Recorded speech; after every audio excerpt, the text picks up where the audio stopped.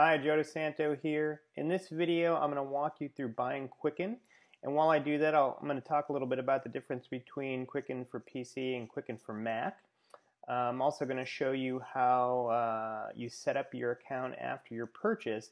And your account, or your username and password, is what's going to help you get your software activated and working, and then also allow you to sync your data to their web-based portal. So check it out if you're setting up Quicken for the first time.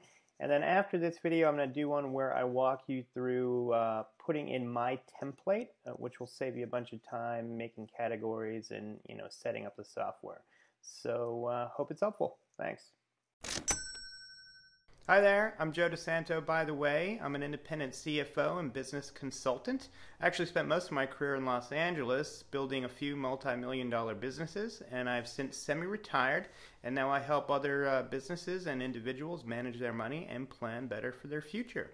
So if you're interested in small business, personal finance, and real estate advice, please subscribe to the channel. Thanks. Hey there, peeps. How's it going? Joe DeSanto here, your old pal.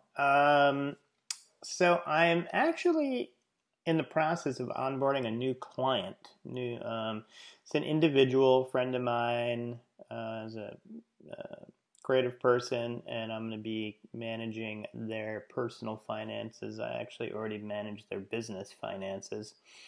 So for my personal clients, I set them all up in Quicken, much like I recommend to anyone who reads my site or watches YouTube videos or whatever. I like Quicken because it's the most comprehensive. You can have your business finances in there, you can have your personal finances, you can have your brokerage, you can have real estate. And when I say you can have your business finances, usually, I limit that to businesses owned just by the one person or the one person and the spouse. So, often that's just like a consulting corp. Like for me, for example, I have a corp, that I do business under, and I have both my corp accounts and my personal accounts all within Quicken. Now, when I give my information to my CPA, I give them the corporate income and expenses as one report and personal as another, because you can do reporting any which way you want. But in terms of net worth and total assets, I solely own all those businesses and those accounts, so that money should be kind of part of my ongoing net worth.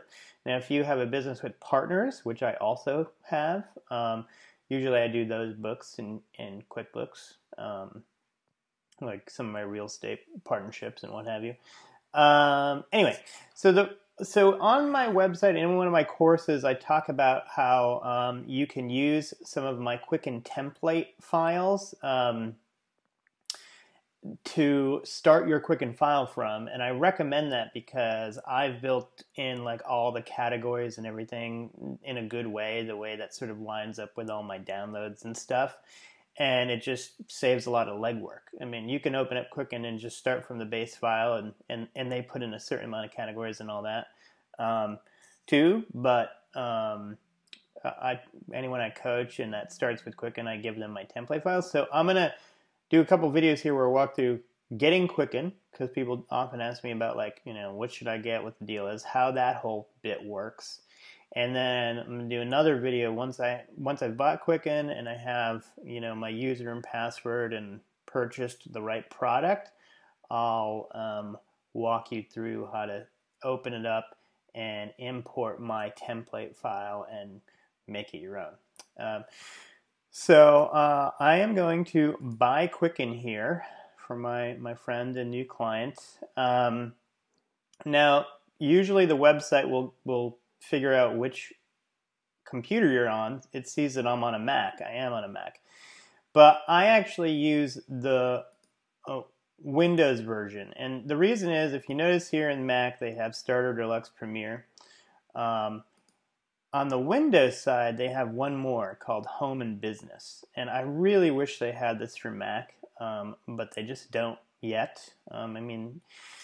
Hopefully they will. And ultimately the functionality at the end of the day is kind of the same, but Home and Business does have more stuff in it to help you manage a rental real estate, which is good. And it also just has some simple ways to segregate your personal finances and your business finances and stuff. But if the way I use the Windows version is I run Parallels. See this little icon over here. This allows you to run Windows programs on your Mac. And I like to have a Windows anyway on my Mac for other reasons. So I still use it. So I'm gonna buy it. Now, as a reminder, Quicken, it is kind of a little old school in that it has a database file that lives locally on your computer, right? And I offer my clients, hey, if you want to learn Quicken, I teach you whatever, so they can install Quicken on their side, and we can share the database file via Dropbox.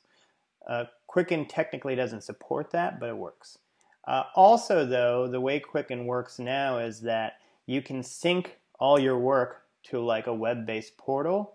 And I say to my clients, if you don't want to deal with Quicken and you don't think you want to learn it, but you want to log in and see your stuff sometimes, I'm always syncing it to the portal, and then they can go to the web-based portal and log in. And if you go to Quicken, I'll show you a distinction here. When you go to sign in, there's two ways to sign in. Same user and password for each. One is Quicken on the web. This is the web-based portal I've been mentioning. They also have an app, so it's you can do it on your phone. And then this is Quicken My Account, and this is like when you buy Quicken, we're going to set this up. So I'm going to buy Quicken Home and Business for Windows. Okay. I am going to set up an account for my client. I'm going to pay for it, whatever. So I'm going to cut, this next section of the video out, and then we'll pick it up. Now, after you place the order, you're going to see this window here, and it's going to ask you to create an account. So you're going to have a username, which is going to be your email, and the password. And then you're going to need that username and password after you download the software, open up the file, excuse me, you're going to need to associate my template, which is, off the bat kind of associated with my email. You're going to reassociate that or break that connection and associate it with your own email and your own account. But I'll walk you through all that when we get to the setting up the template video. Okay, last step here. It says, thank you for your purchase, blah, blah, blah.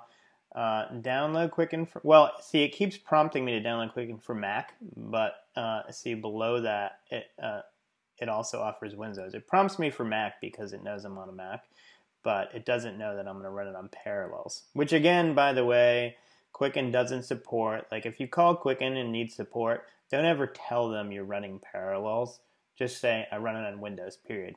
They'll be able to log into your Windows via Parallels directly, like if you ever need support from them, and they won't know that you're actually using Parallels. Once you tell them you're using Parallels, they'll be like, oh, well, we don't support that, blah, blah, blah. So anyway, you're going to download Quicken for, well, Windows in my case. If you went with the Mac version, you're going to download it for Mac. You're going to install it. And then it won't ask you for like a serial number or anything like that when you install. You can just install it anywhere. And